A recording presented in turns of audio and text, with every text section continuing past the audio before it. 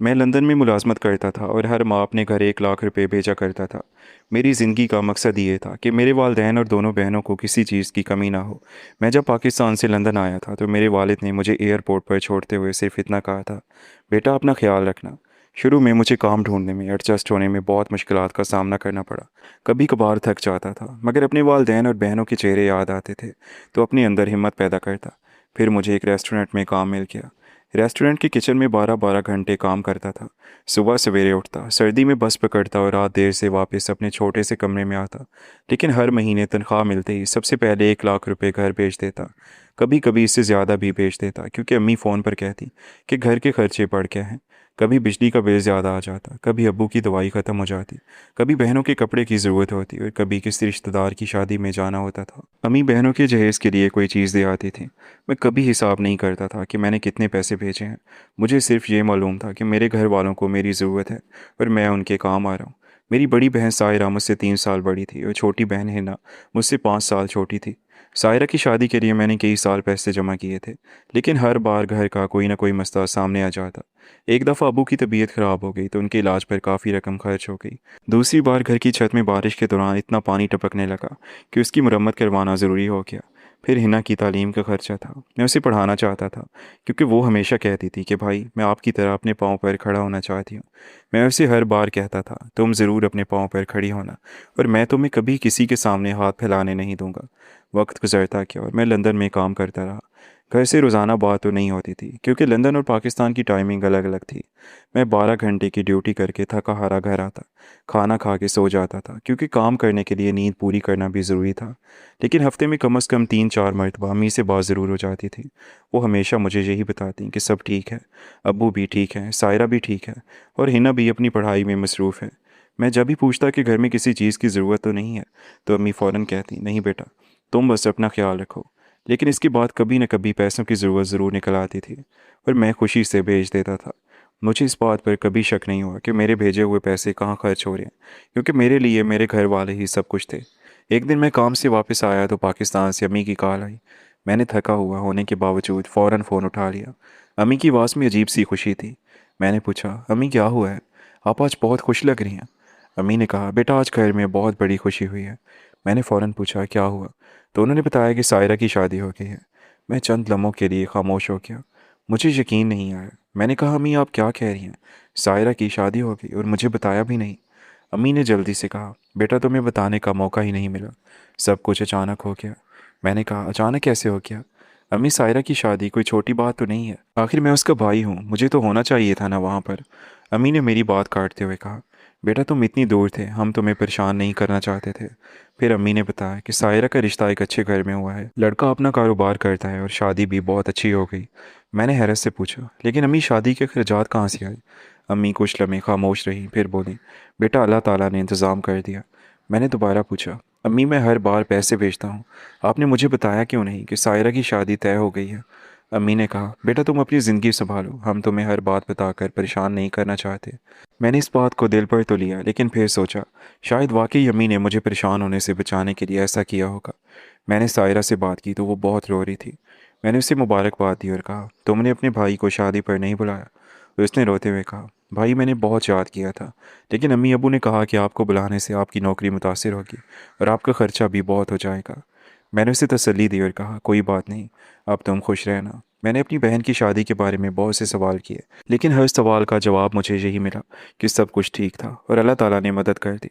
मैंने भी ज़्यादा बहस नहीं की, क्योंकि सायरा खुश थी और मुझे यही काफ़ी लग रहा था। चंद माह बाद अम्मी ने एक दिन मुझे बताया कि हिना का रिश्ता भी तय हो गया है। मैं ये सुनकर इतना खुश हुआ कि उस दिन मैंने काम से जल्दी छुट्टी ले ली और अपने कमरे में बैठकर काफ़ी देर तक हिना से बात करता रहा।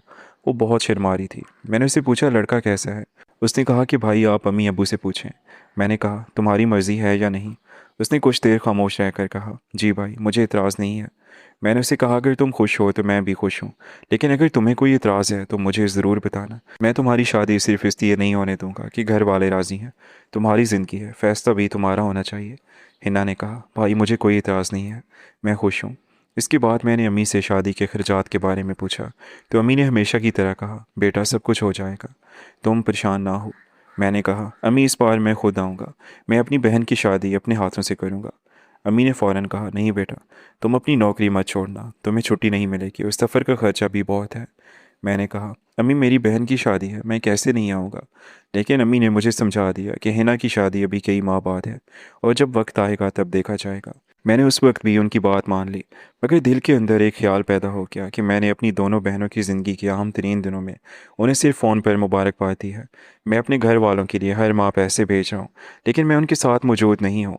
शादी के इंतज़ामात के दौरान मेरे वालिदैन ने मुझे कितना याद किया होगा। मेरी बहन ने रुखसती के वक्त रो रो कर मुझे याद किया होगा। मैं उसके सर पर हाथ भी ना रख सका।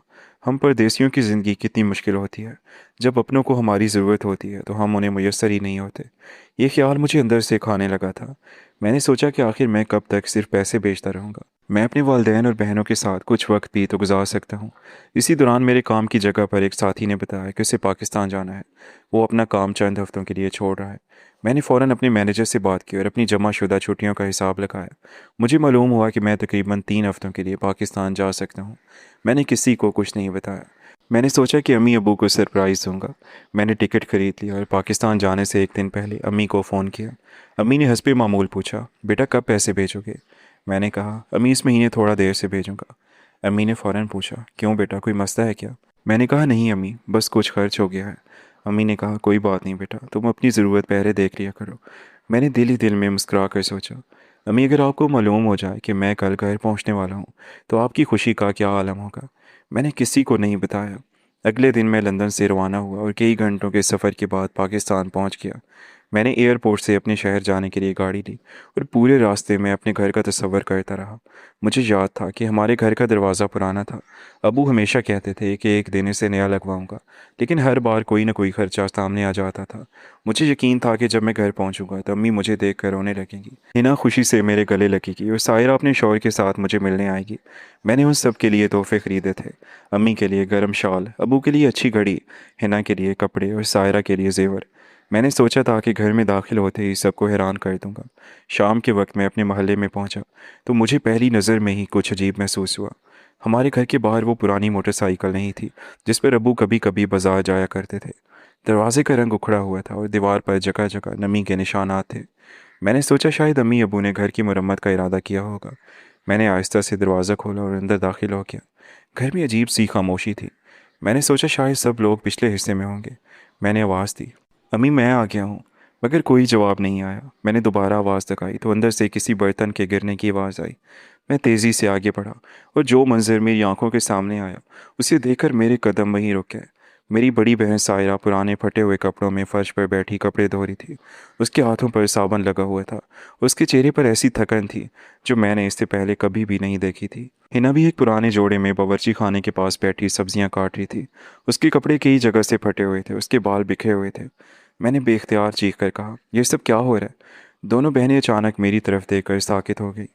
हिना के हाथ से छुरी छूट गई और सायरा ने जल्दी से अपना दुपट्टा संभाल लिया। मैंने आगे बढ़कर पूछा, तुम दोनों ने ये कपड़े क्यों पहने हुए हैं? अपना क्या हाल बनाया हुआ है तुम दोनों ने? सायरा ने नज़र झुका ली और हिना ने मेरी तरफ देखा, मगर उसकी आंखों में खुशी की बजाय खौफ था। मैंने फ़ौरन पूछा, अम्मी कहाँ है? इतने में सेहन के दूसरे कोने पर नज़र डाली। अब्बू एक टूटी हुई चारपाई के पाए को रस्सी और लकड़ी से जोड़ने की कोशिश कर रहे थे। उनके हाथों पर गर्द थी, कपड़े पुराने थे और चेहरा पहले से कहीं ज़्यादा कमज़ोर दिखाई दे रहा था। मैंने उन्हें देखा तो मेरे दिल में अजीब सा दर्द उठा। मैंने कहा, अबू आप ये क्या कर रहे हैं? अबू ने मेरी तरफ देखा और चंद लम्हे तक जैसे यकीन ही ना कर सके कि मैं वाकई उनके सामने खड़ा हूँ। फिर वो आहिस्ता आहिस्ता मेरी तरफ बढ़े और मुझे गले लगा लिया। मैंने उनके कंधे पकड़कर पूछा, अबू ये सब क्या है? आप लोगों के कपड़े ऐसे क्यों हैं? घर की ये हालत क्यों है? सायरा फर्श पर बैठी रो रही थी। हिना ने अपना चेहरा छुपा लिया और अबू खामोश खड़े रहे। मैंने बुलंद आवाज़ में पूछा, अबू मैं हर माह घर पैसे भेजता हूँ, मैंने कभी पैसों में कमी नहीं की, फिर ये सब क्या है? अबू ने मेरी तरफ देखा और कहा, बेटा तुम अंदर आओ, मैं तुम्हें सब कुछ बताता हूँ। मैंने कहा, नहीं अबू, पहले मुझे बताएं मेरे पैसे कहाँ जाते रहे। अबू ने कुछ कहना चाहा मगर उनकी आवाज़ रुक गई। मैंने अपनी जेब से फ़ोन निकाला और बैंक की ऐप खोली। मेरे पास हर महीने भेजे गए पैसों का हिसाब मौजूद था। मैंने कहा, अबू देखिए, मैंने इतने सालों में लाखों रुपए भेजे हैं, मगर आप सबको देख कर तो ऐसा लगता है कि कई अरसे से फाके कर रहे हूँ। और ना ही कपड़े लिए हों। सायरा ने फ़ौरन कहा, भाई अबू से मत पूछें। हिना ने उसे देखा तो सायरा खामोश हो गई। मैंने दोनों बहनों की तरफ देखा। मुझे पहली बार महसूस हुआ कि मेरे घर में मुझसे कुछ छुपाया जा रहा है। मैंने अबू का हाथ पकड़ा और उन्हें अंदर वाले कमरे में ले गया। कमरे पहले से ज़्यादा खाली था। जहाँ कभी लकड़ी की अलमारी होती थी, वहाँ पर अब सिर्फ दीवार के निशान बाकी थे। एक तरफ पुराना बिस्तर रखा था और दूसरी तरफ चंद बक्से पड़े हुए थे। मैंने पूछा, अबू घर का सामान कहाँ है? अब्बू ने नज़रें झुकाकर कहा, बेटा कुछ चीज़ें बेचनी पड़ी। मैंने कहा, क्यों अब्बू? अगर पैसों की ज़रूरत थी तो मुझे बताते। अब्बू ने कहा, हमने तुम्हें बताया था। मैंने फ़ौरन कहा, नहीं अब्बू, आपने मुझे कभी नहीं बताया कि घर का सामान बेचना पड़ रहा है। आपने कभी नहीं बताया कि सायरा की शादी के बाद वो वापस यहाँ रह रही है। मैंने ये बात कही तो अब्बू का चेहरा बदल गया। मैंने पूछा, सायरा वापस क्यों आई है? अब्बू ने गहरी सांस दी और कहा, बेटा वो अपनी मर्ज़ी से वापस नहीं आई थी। मेरे हाथ पांव ठंडे पड़ गए। मैंने पूछा, क्या मतलब है? अबू ने कुछ देर खामोश रहने के बाद मेरी तरफ देखा और फिर वो राज बताया, जिसे सुनकर मेरे होश उड़ गए। क्योंकि सायरा की शादी जिस घर में हुई थी, वहाँ से वो अकेली वापस नहीं आई थी, बल्कि उसके साथ एक ऐसा मस्ता भी वापस आया था, जिसके बारे में मेरे घर वालों ने मुझसे कई माह तक झूठ बोला था। अबू की बात सुनकर मैं चंद लम्हों तक खामोश खड़ा रहा। मैंने बेयकीनी से पूछा, अबू आखिर हुआ क्या है? सायरा अपने ससुराल से वापस क्यों आई? अब्बू ने अपना चेहरा दोनों हाथों में छुपा लिया और फिर आहिस्ता से बोले, बेटा सायरा की शादी के बाद उसके ससुराल वालों ने हमसे मज़ीद पैसों का मुतालबा शुरू कर दिया था।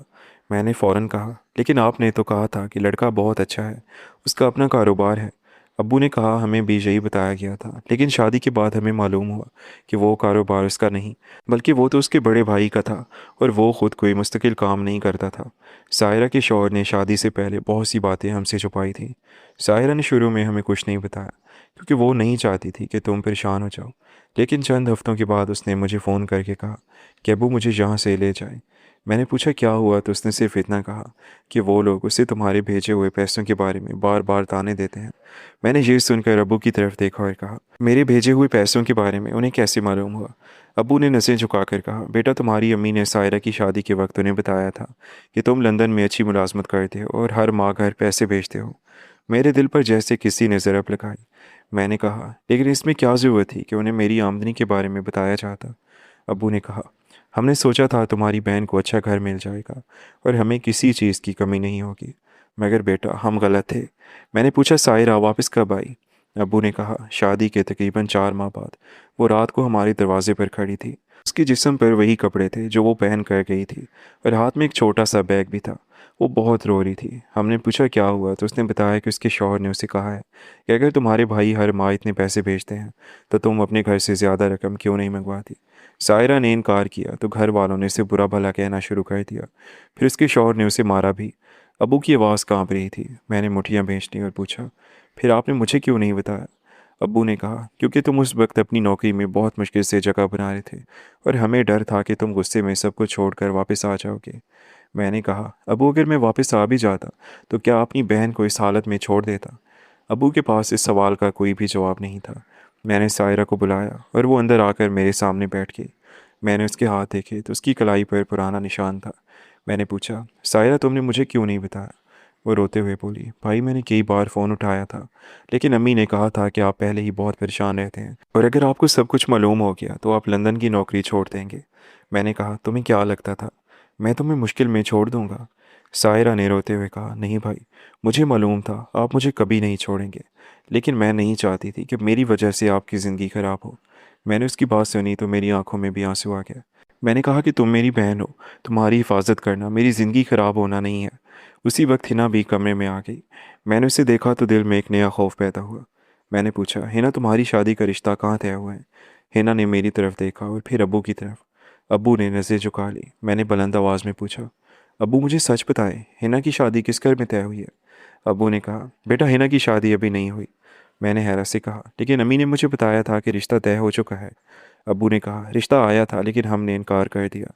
हिना ने फ़ौरन कहा, भाई मैंने भी इनकार किया था। मैंने उसकी तरफ देखा और पूछा, फिर अम्मी ने मुझे क्यों बताया कि तुम्हारी शादी तय हो चुकी है? हिना ने आंसू पूछते हुए कहा, क्योंकि वो चाहती थी कि आप मज़ीद पैसे भेजते रहें। मैं चंद लम्हे उसे देखता रहा। फिर मुझे ऐसा महसूस हुआ जैसे मेरे कदमों के नीचे से ज़मीन निकल गई हो। मैंने पूछा, मज़ीद पैसे भेजते रहें, क्या मतलब है इसका? हिना ने कहा, भाई सायरा की शादी के बाद उसके ससुराल वालों ने पैसे मांगने शुरू किए थे। अब्बू के पास कुछ नहीं था। आपके भेजे हुए पैसे घर के खर्च में भी पूरे नहीं हो रहे थे, क्योंकि अम्मी हर माह आपके पैसों में से कुछ रकम अपने भाई को भी दे रही थी। मैंने फ़ौरन कहा, क्या? हिना ने सर झुका लिया और बोली, जी भाई, नाना के इलाज के लिए नहीं, बल्कि अम्मी के भाई ने कर्ज़ दिया था और वो कर्ज़ वापस नहीं कर रहा था। अम्मी कहती थी कि अगर हम मदद नहीं करेंगे तो रिश्तेदारी ख़त्म हो जाएगी। मैंने गुस्से से कहा, लेकिन मेरे भेजे हुए पैसे घर के लिए थे। हिना ने आहिस्ता से कहा, भाई, हमने अम्मी को बहुत समझाया था, मगर वो कहती थी कि आपको बताने से आप परेशान हो जाएंगे। मैंने पूछा, और तुम दोनों ने ये सब बर्दाश्त किया? हिना ने कहा, भाई, हमने कोशिश की थी कि आपको बताएं, मगर अम्मी हर बार फ़ोन पर हमारे सामने बैठ जाती। हम आपसे अकेले बात नहीं कर सकते थे। मैंने उस वक्त पहली बार समझा कि मेरी अम्मी हर फ़ोन कॉल पर मुझसे सिर्फ वही बात करती थी जो वो चाहती थी कि मैं सुनूं। मैंने अपने फ़ोन में पुराने बैंक रिकॉर्ड खोले और रकमें देखने लगा। हर माह मैंने 1 लाख से ज़्यादा रकम भेजी थी, कई बार 2 लाख भी भेजे थे, क्योंकि अम्मी ने कहा था कि घर की छत टूट गई है। कभी अबू की बीमारी का बताया गया, कभी हिना की फ़ीस का, कभी सायरा की शादी का, लेकिन हकीकत ये थी कि घर में ना छत की मरम्मत हुई थी, ना हिना की शादी हुई थी, और ना ही सायरा की शादी के बाद उसकी ज़िंदगी संभली हुई थी। मैंने अबू से पूछा, अबू, आपने अम्मी को क्यों नहीं रोका? अबू ने थकी हुई आवाज़ में कहा, बेटा, मैंने बहुत रोका था, लेकिन तुम्हारी अम्मी कहती थी कि तुम बेटे हो और तुम्हारा फ़र्ज़ है कि अपने घर वालों के लिए पैसे भेजो। मैंने कहा, पैसे भेजना फ़र्ज़ हो सकता है, लेकिन झूठ बोलना फ़र्ज़ नहीं है। मेरी बात सुनकर अब्बू ने सिर झुका लिया। मैं गुस्से में अपनी माँ को तलाश करने लगा। वो घर में नहीं थी। हिना ने बताया कि अम्मी पड़ोस में किसी के घर गई हुई हैं। मैंने उनका इंतज़ार किया और तकरीबन 1 घंटे बाद वो वापस आईं। जैसे ही उन्होंने मुझे दरवाजे पर देखा, उनके हाथ से थैला गिर गया। उनके चेहरे पर हैरत और खौफ एक साथ आ गया। मैंने कहा, अम्मी, आपने मुझे बताया क्यों नहीं कि सायरा वापस आ चुकी है? अम्मी खामोश रहीं। मैंने दोबारा पूछा, हिना की शादी क्यों नहीं हुई? अम्मी ने फिर भी कोई जवाब नहीं दिया। मैंने अपना फ़ोन उनके सामने रख दिया और कहा, ये देखिए अम्मी, मैंने आपको कितने पैसे भेजे हैं। आपने मुझसे हर माह कहा कि सब कुछ ठीक है, फिर मेरे घर की ये हालत क्यों है? अम्मी की आंखों में आंसू आ गए और उन्होंने कहा, बेटा, मुझसे गलती हो गई। मैंने कहा, यह सिर्फ गलती नहीं है अम्मी, आपने मुझे सच नहीं बताया। आपने मुझे एक ऐसी ज़िंदगी में दूर बैठे रखा जिसमें मेरे अपने लोग मुश्किल में थे। अम्मी ने रोते हुए कहा, मैंने कभी नहीं सोचा था कि बात यहाँ तक पहुँच जाएगी। मैंने पूछा, बात कहाँ से शुरू हुई थी? अम्मी ने बताया कि उनके भाई ने कारोबार में नुकसान होने के बाद उनसे मदद मांगी थी। पहले उन्होंने अपनी जमा पूंजी से मदद की, फिर घर के कुछ सामान बेचे, और जब वो रकम भी ख़त्म हो गई तो उन्होंने मेरे भेजे हुए पैसों में से रकम निकालना शुरू कर दी। पहले चंद हज़ार रुपये, फिर ज़्यादा रकम, और आखिर में हर माह एक बड़ी रकम चली जाती। मैंने पूछा, आपने मुझे क्यों नहीं बताया? अम्मी ने कहा, मुझे शर्म आती थी। फिर जब सायरा की शादी का मसला आया तो हमने सोचा कि तुम्हें बताएंगे, लेकिन शादी के बाद हालात मज़ीद ख़राब हो गए और हमें डर लगा कि तुम वापस आ जाओगे। मैंने कहा, अम्मी, आपने मुझे बेटा समझा ही नहीं, आपने मुझे सिर्फ पैसे भेजने वाला समझ लिया। अम्मी फूट फूट कर रोने लगी। अब्बू ने फ़ौरन कहा, बेटा, अपनी माँ से इस तरह बात ना करो। मैंने अब्बू की तरफ देखा और कहा, अब्बू, मैं अपनी माँ की बेइज्जती नहीं कर रहा, लेकिन मैं चाहता हूँ कि इन्हें मालूम हो कि इस सब से मुझे कितना दुख हुआ है। मैंने सायरा की तरफ देखा। वो खामोश बैठी थी। मैंने उससे पूछा, तुम अब क्या चाहती हो? सायरा ने कहा, भाई, मैं अपने शौहर के पास वापस नहीं जाना चाहती, लेकिन मैं ये भी नहीं चाहती कि मेरी वजह से आप अपना सब कुछ छोड़ दें। मैंने कहा, तुम वापस नहीं जाओगी जब तक तुम खुद नहीं चाहोगी। मैंने हिना से पूछा, और तुम हिना, तुम्हारी क्या ख्वाहिश है? हिना ने कुछ देर खामोश रहकर कहा, भाई, मैं अपनी पढ़ाई मुकम्मल करना चाहती हूँ।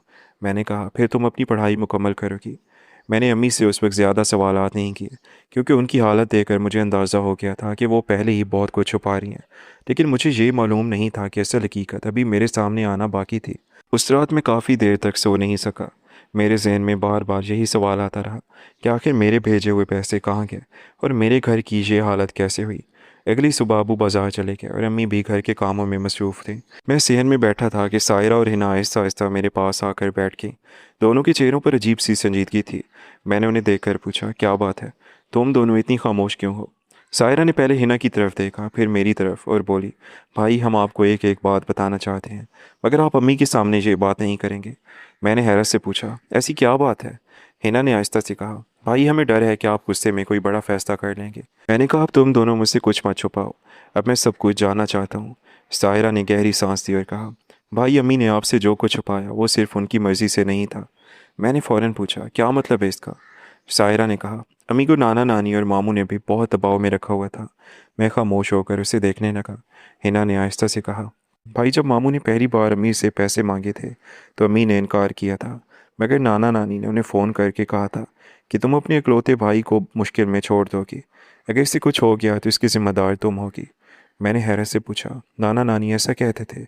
हिना ने सर हिलाकर कहा, जी भाई, हमने कई बार सुना है। वो अम्मी से कहते थे कि तुम्हारे भाई की ज़िंदगी तुम्हारे हाथ में है। तुम्हारे बेटे को क्या मालूम, तुम उसकी माँ हो, तुम उससे पैसे लेकर अपने भाई को दे दो।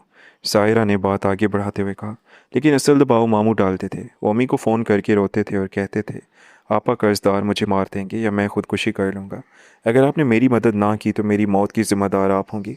मैंने मुट्ठियाँ भींच दी और पूछा, क्या अम्मी हर बार उनकी बात मान लेती थी? हिना ने कहा, शुरू में नहीं, मगर फिर नाना नानी भी अम्मी को समझाने लगे थे। वो कहते थे, तुम्हारा भाई तुम्हारा इकलौता भाई है। अगर इसे कुछ हो गया तो तुम सारी ज़िंदगी पछताओगी।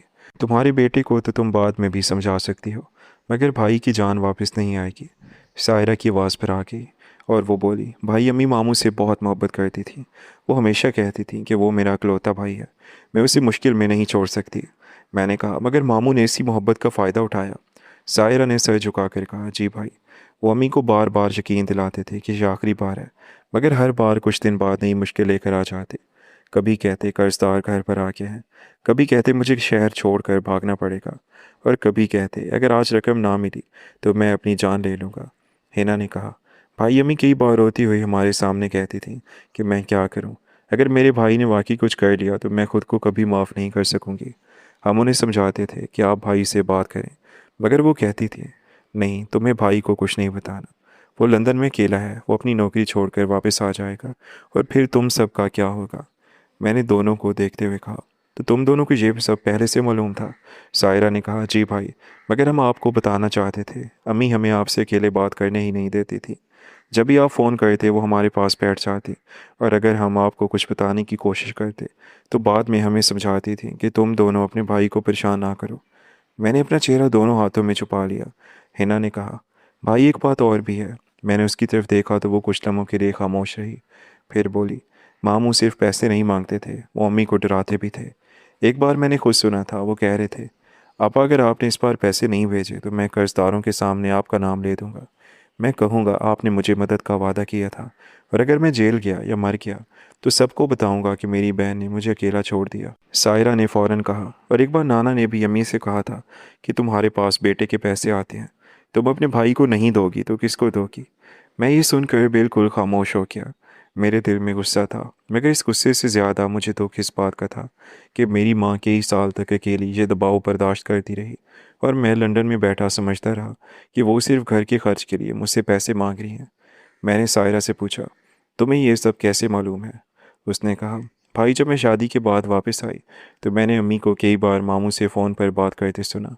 वो कहते थे, आपा अब तो तुम्हारा बेटा वापस आ गया है, उससे कहो ज़्यादा पैसे भेजे।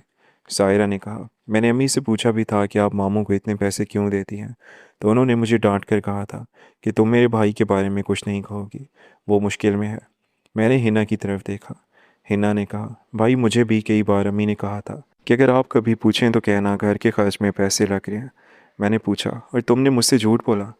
हिना की आंखों में आंसू आ गया। उसने कहा, भाई मैं आपसे झूठ नहीं बोलना चाहती थी, मगर अम्मी हमारी माँ है, हम उनकी बात नहीं टाल सकते थे। मैंने दोनों बहनों को देखा और कुछ देर तक कुछ न कह सका। उसी वक्त मुझे पहली बार पूरी बात समझ आई कि मेरे पैसे सिर्फ गलत जगह खर्च नहीं हुए थे, बल्कि मेरी माँ को जज्बाती दबाव और ब्लैकमेलिंग के ज़रिए इन पैसों से महरूम किया गया था, और वो अपने भाई की मोहब्बत में इतनी कमज़ोर पड़ गई थी कि अपने बेटे को भी सच नहीं बता सकी। बाद में मुझे मालूम हुआ कि मामू ने नाना नानी की मोहब्बत और अम्मी के जज्बात दोनों को अपने फ़ायदे के लिए इस्तेमाल किया था, और वो रकम जो मेरे घर वालों के लिए थी आहिस्ता आहिस्ता उसके हाथों में जाती रही। उस वक्त मुझे अपनी माँ पर गुस्सा ज़रूर था, मगर सायरा और हिना की बातें सुनने के बाद मुझे ये भी समझ आ गया कि अम्मी सिर्फ गलती करने वाली नहीं थी, बल्कि कई साल से अपने ही भाई के दबाव में फंसी हुई थी। मैंने उसी रात फैसला किया कि मैं फ़ौरन लंदन वापस नहीं जाऊंगा, लेकिन हमेशा के लिए भी नहीं रुक सकता था, क्योंकि घर के अखराजात चलाने के लिए मुस्तकिल आमदनी ज़रूरी थी। मैंने अपने मैनेजर से बात की और अपनी छुट्टी बढ़ाने की दरख्वास्त की। उन्होंने कुछ हफ्तों के लिए मज़ीद छुट्टी दे दी, मगर मैं जानता था कि सिर्फ गुस्से में नौकरी छोड़ देना मसले का हल नहीं है।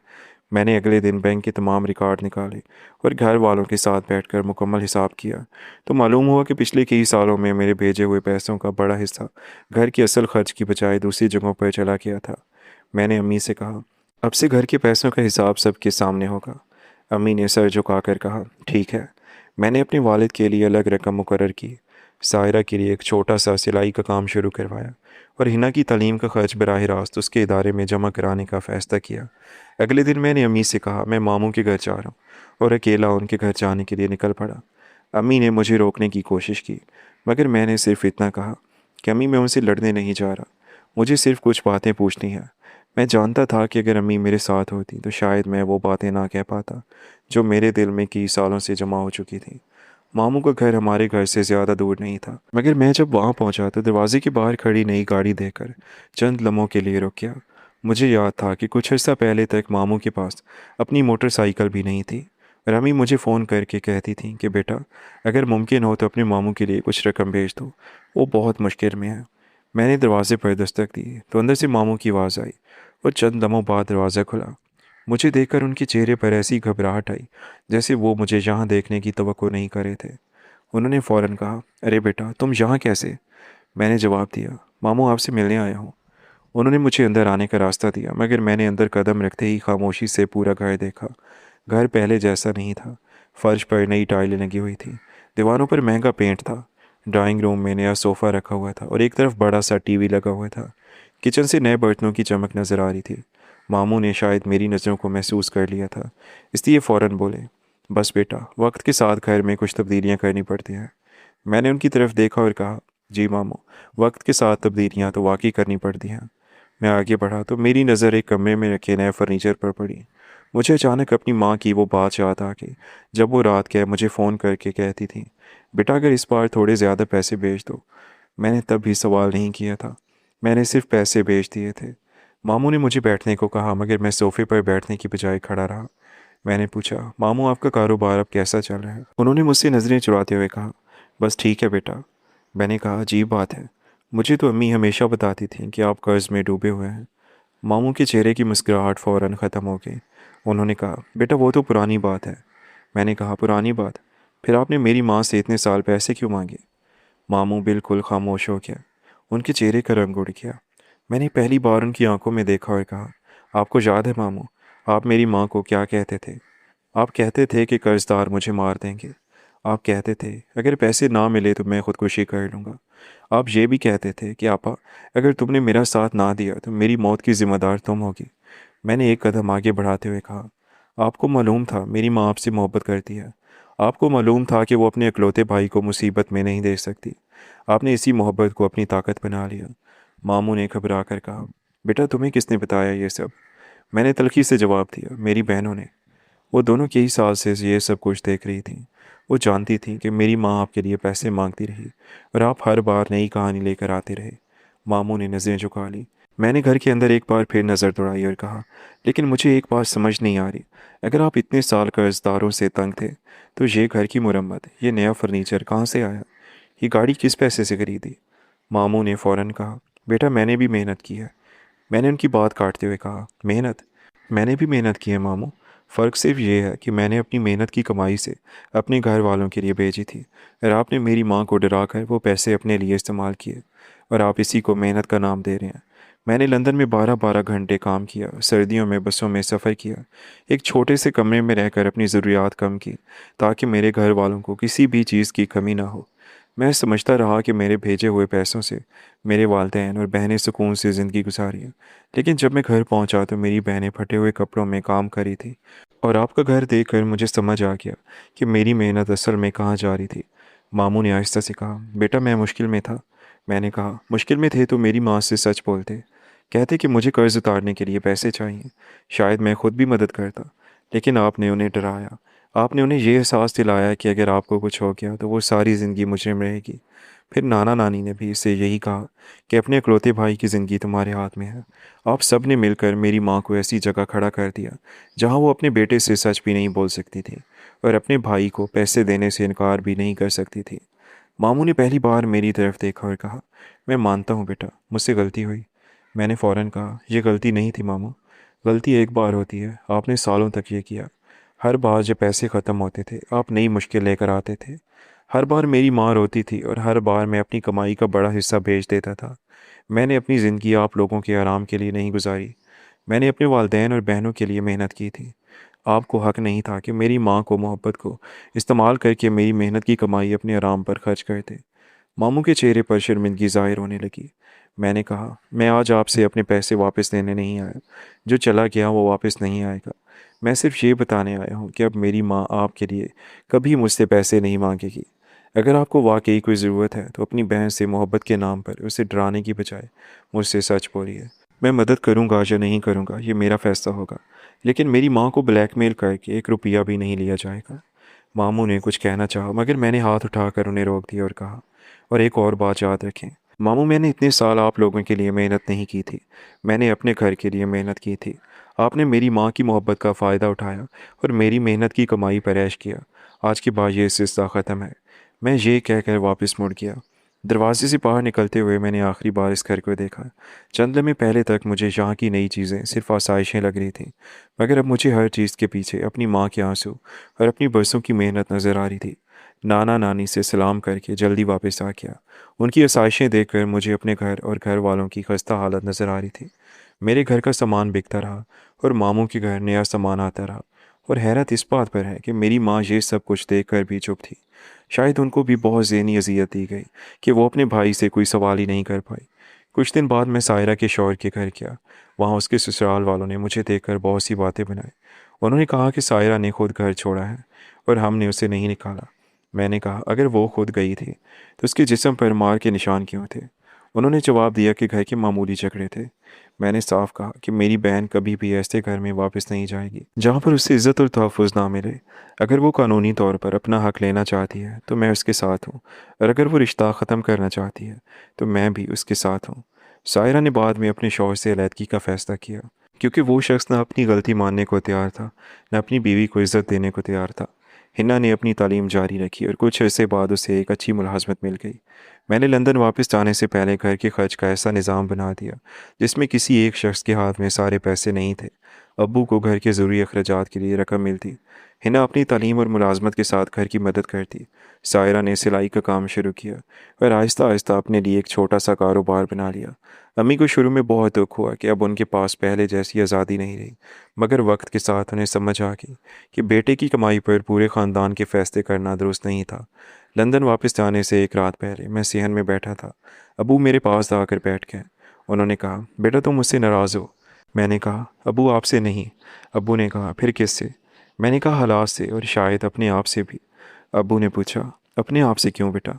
मैंने कहा, क्योंकि मैंने भी कभी ये नहीं सोचा कि घर के पैसों का हिसाब रखना चाहिए। मैं समझता रहा कि मोहब्बत का मतलब ये है कि बस आंखें बंद करके देता रहूं। लेकिन अब समझ आया है कि मोहब्बत में एतमाद ज़रूर होना चाहिए, मगर एतमाद का मतलब ये नहीं कि इंसान हकीकत जानने की कोशिश ही ना करे। अबू ने मेरी तरफ देखा और कहा, तुम बहुत बदल गए हो बेटा। मैंने मुस्कुरा कर कहा, शायद मुझे बदलना ही था। अगली सुबह जब मैं जाने लगा तो अम्मी ने मुझे गले लगाया और रोते हुए कहा, बेटा मुझे माफ़ कर दो। मैंने उनके सर पर हाथ रखा और कहा, अम्मी मैं आपसे नाराज़ नहीं हूँ, लेकिन अब हम एक दूसरे से कभी झूठ नहीं बोलेंगे। अम्मी ने वादा किया। सायरा ने मुझे कहा, भाई मैं अब किसी के सामने हाथ नहीं फैलाऊंगी। मैंने कहा, यही तो मैं चाहता हूँ। हिना ने कहा, भाई आपने मेरे लिए बहुत कुछ किया है। मैंने उसे रोकर कहा, नहीं हिना, मैंने सिर्फ अपना फ़र्ज़ अदा किया है, लेकिन तुम्हें अपनी ज़िंदगी खुद बनानी है। जाते जाते मैंने अपनी दोनों बहनों को अपने पर्सनल फ़ोन और सिम लेकर दिए ताकि वो मुझसे राब्ते में रहें। मैं लंदन वापस आ गया, मगर इस बार मेरे घर पैसे भेजने का तरीका बदल चुका था। मैं हर माह रकम ज़रूर भेजता था, मगर अब वो रकम वाज़ेह ज़रूरतों के मुताबिक जाती थी और हर खर्च का हिसाब होता था। इसका मतलब ये नहीं था कि मैं अपने घर वालों से मोहब्बत कम करता था, बल्कि अब मेरी मोहब्बत ज़्यादा समझदार हो गई थी। कई माह बाद एक दिन अम्मी ने फ़ोन करके कहा, बेटा सायरा ने अपनी दुकान के लिए नई सिलाई मशीन खरीदी है और हिना को भी अपनी मुलाजमत की पहली तनख्वाह मिली है। मैंने ये सुनकर आंखें बंद कर ली और दिल में सोचा कि अगर मैं उस दिन अचानक घर वापस ना आता तो शायद मुझे कभी मालूम ही ना होता कि मेरे भेजे हुए पैसों के बावजूद मेरे घर वाले किस हाल में ज़िंदगी गुजार रहे थे। उस दिन मुझे एक बात हमेशा के लिए समझ आ गई कि अपनों की मदद करना अच्छी बात है, लेकिन सिर्फ पैसे भेज देना काफ़ी नहीं होता। कभी कभी अपने लोगों के साथ बैठना भी ज़रूरी होता है, उनकी आंखों में देखना भी ज़रूरी होता है, और ये जानना भी ज़रूरी होता है कि वो वाकई ठीक है या सिर्फ हमें ठीक होने का यकीन दिला रहे हैं। क्योंकि बाज़ औक़ात घर से दूर बैठा इंसान समझता है कि वो अपने ख़ानदान की हिफाजत कर रहा है, लेकिन हकीकत ये होती है कि उसकी गैर मौजूदगी में बहुत से फ़ैसले ऐसे भी हो रहे होते हैं जिनका उसे इल्म ही नहीं होता। और जब हकीकत सामने आती है तो इंसान को सबसे ज़्यादा तकलीफ़ इस बात की होती है कि उसने अपने लोगों पर एतमाद किया था, मगर अपने लोगों ने इस एतमाद को सच्चाई के साथ नहीं निभाया। आपको आज की हमारी ये कहानी कैसी लगी? अगर अच्छी लगी हो तो वीडियो को लाइक करें। चैनल पर नए हैं तो हमारे इस चैनल शायान स्टोरीज़ को सब्सक्राइब कर दें। और इस स्टोरी के मुतालिक अगर आप कुछ कहना चाहते हैं तो अपने ख्यालात का इज़हार कमेंट सेक्शन में ज़रूर करें। आपसे मुलाकात होगी कल एक नई और सबक आमूज़ कहानी के साथ। तब तक के लिए अपना ख्याल रखिएगा। अल्लाह हाफ़िज़।